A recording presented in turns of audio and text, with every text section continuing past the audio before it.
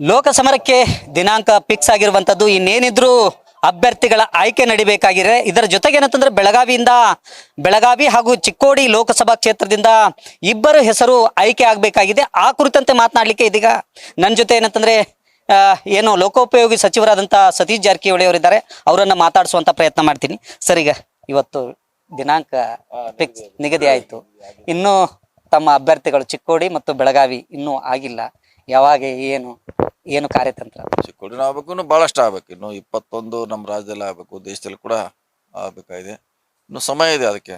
ಯಾಕಂದ್ರೆ ನೋಟಿಫಿಕೇಶನ್ ಆಗೋದು 28 ಮಾರ್ಚ್, ಇನ್ನೊಂದು ಏಪ್ರಿಲ್ನಲ್ಲಿ 2 ಹಂತದಲ್ಲಿ ಆಗ್ತದೆ. ಸೊ ಈಗಾಗಲೇ ಚರ್ಚೆ ನಡೀತಾ ಇದೆ ಅಂತಿಮ ಹಂತದ 21 ಅಭ್ಯರ್ಥಿಗಳ ಆಯ್ಕೆ.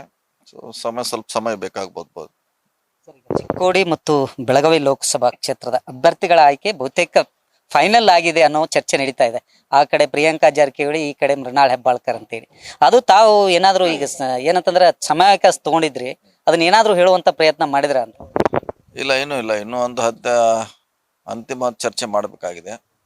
ಸೊ ಅದಕ್ಕೆ ಬಂದಿದ್ದೀವಿ ಇವತ್ತು. ನಾಳೆ ಬಹುಶಃ ಸಭೆ ಸೇರ್ತೀವಿ ಬೆಳಗಾವಿಯಲ್ಲಿ. ನಮ್ಮ ಅಂತಿಮ ತೀರ್ಮಾನವನ್ನು ಹೇಳ್ತೀವಿ ಯಾವ ರೀತಿ ಆಗ್ಬೇಕಂತ ಚಿಕ್ಕೋಡಿ ಮತ್ತು ಬೆಳಗಾವಿ ಲೋಕಸಭೆಗೆ ಅಭ್ಯರ್ಥಿಗಳ ಆಯ್ಕೆ.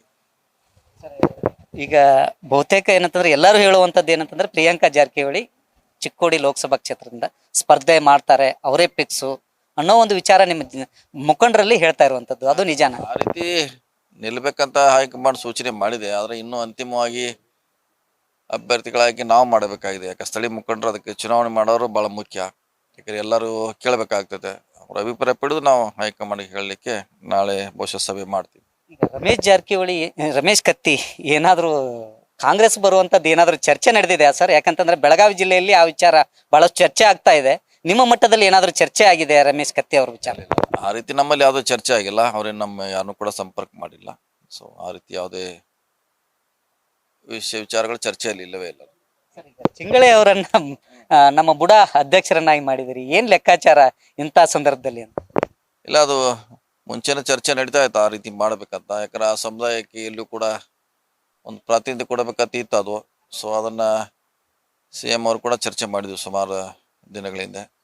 ಸೊ ಆ ಸಮುದಾಯಕ್ಕೆ ಪ್ರಾತಿನಿಧ್ಯ ಕೊಡ್ಲಿಕ್ಕೆ ಅವರಿಗೆ ಬುಡ ಸ್ಥಾನವನ್ನು ನೀಡಿದ್ದೇವೆ. ನಾಳೆ ಚರ್ಚೆ ನಡೀತಾ ಇರುವಂತದ್ದು ಚಿಕ್ಕೋಡಿ ಲೋಕಸಭಾ ಕ್ಷೇತ್ರ ಮತ್ತು ಬೆಳಗಾವಿ ಏಕಕಾಲಕ್ಕೆ ಎರಡು ಮಾಡಿ ಅಂತಿಮವಾಗಿ ನಮ್ಮ ವರಿಷ್ಠರಿಗೆ ತಿಳಿಸ್ತೀವಿ. ಇದಿಷ್ಟು ಏನಂತಂದ್ರೆ ಸತೀಶ್ ಜಾರಕಿಹೊಳಿ ಅವರ ಮಾತು. ಕ್ಯಾಮರಾಮನ್ ನಾಗೇಶ್ ಜೊತೆ Srikanth Kukkadi, news first Belagavi. News first ನಿರ್ಭೀತಿಯಿಂದ ನಿಮ್ಮ ಪರವಾಗಿ.